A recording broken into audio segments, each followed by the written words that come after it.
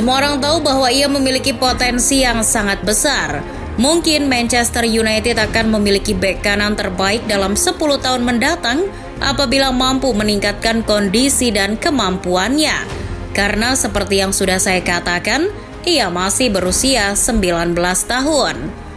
Begitulah first impression Jose Mourinho ketika mendatangkan bek kanan muda Diogo Dalot ke Manchester United tahun 2018 lalu. Dan kini perkataan pelatih kawakan asal Portugal itu mulai menunjukkan kebenarannya. Perlahan namun pasti, Diogo Dalot telah menunjukkan kualitas yang terpendam dalam dirinya. Dalam beberapa bulan terakhir, Dalot telah berevolusi menjadi bek kanan andalan Manchester United, terutama di bawah asuhan pelatih anyar Erik ten Hag. Kita semua tahu betapa sulitnya perjuangan Dalot menjadi pemain utama United. Lantas, bagaimana kisah transformasi bek kanan berusia 23 tahun tersebut? Musim ini tepat musim kelima Diogo Dalot berseragam setan merah. Sejak didatangkan Jose Mourinho dari FC Porto Juli 2018 silam. Ditebus dengan biaya 22 juta euro atau setara 320 miliar rupiah, bocah berusia 19 tahun pun mendarat di Inggris dengan embel-embel talenta asal Portugal yang menjanjikan. Di laga debutnya kontra Young Boys di ajang Liga Champions, Diogo Dalot berhasil memukau Jose Mourinho. Dalot tercatat membuat 33 operan dengan tingkat akurasi mencapai 84,8%, serta melepaskan 4 umpan silang dan 3 sapuan. Namun bak ratu semalam, di laga berikutnya performa bek kelahiran Braga Portugal itu tak lagi sama dengan pertandingan debutnya. Ia gagal menampilkan permainan yang istimewa bersama United. Performanya bahkan cenderung menurun dan biasa-biasa saja. Ia justru berkutat dengan beberapa cedera. Setelah kondisi fisiknya mulai membaik tapi tidak dengan performanya. Belum lagi Ole Gunnar Solskjaer yang menggantikan Mourinho malah mendatangkan Aaron Wan-Bissaka dari Crystal Palace. Kehadiran Wan-Bissaka membuat menit bermain Dalot kian menipis. Aaron Wan-Bissaka lebih diunggulkan karena dianggap mampu bertahan lebih baik daripada Dalot. Mengingat kemampuan duel 1 lawan 1 Wan-Bissaka jauh lebih baik. Meski Wan-Bissaka tidak becus dalam menyerang. Sedangkan Dalot cukup piawai membantu serangan, tapi ia kerap kewalahan ketika mendapat serangan balik dari lawan. Kondisi fisik yang lemah membuat Dalot kesulitan dalam menjaga solidnya lini belakang United. Ia kerap kalah duel darat maupun udara. Bahkan beberapa kali justru merusak bentuk pertahanan yang sudah dibangun rapi. Jadi siapapun pelatih MU pasti bingung. Mereka ingin menggabungkan kemampuan dari kedua pemain itu agar bisa menciptakan bek kanan yang oke, baik menyerang maupun bertahan.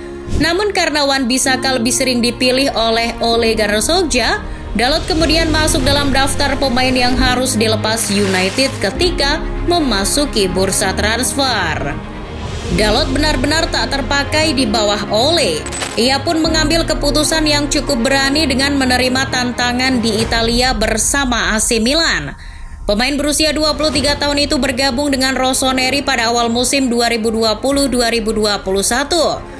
United yang enggan melepasnya secara permanen hanya mengizinkan Dalot pergi dengan status pinjaman selama 1 musim.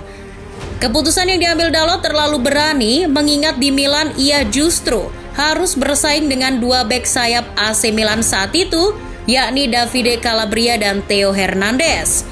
Jika menggusur Wan-Bissaka saja nggak bisa, gimana mau jadi pilihan utama di Milan? Persetan dengan hal itu, Dalot tetap menabrak resiko yang ada.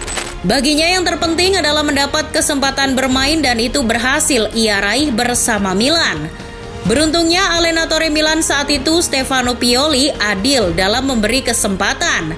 Beberapa kali Dalot tampil pada ajang kompetisi domestik dan ketika Dalot diberi kesempatan, ia tak pernah membuang kesempatan itu. Bersama Milan, Dalot mendapatkan keinginannya. Ia diberi menit bermain yang cukup, meski Milan masih memiliki bek kanan macam Calabria dan Andrea Conti.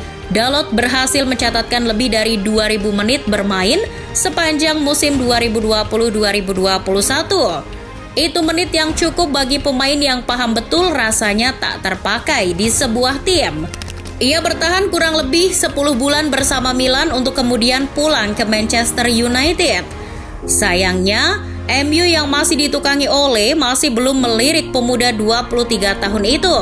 Dalot hanya memainkan 4 pertandingan di awal musim 2021-2022. Harapan Dalot mulai muncul ketika Ralf Rangnick masuk menggantikan Ole pada akhir tahun 2021.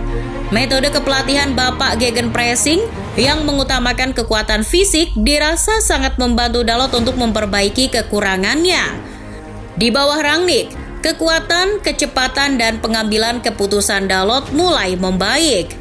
Metode latihan yang diusung Rangnick menuntut para bek sayapnya untuk memiliki kemampuan dalam hal melepas umpan, crossing, mengontrol bola, melakukan pressing, dan penempatan posisi yang baik.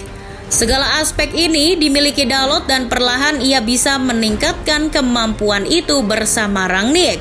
Hasilnya, Dalot menjadi pilihan utama di era pelatih asal Jerman itu.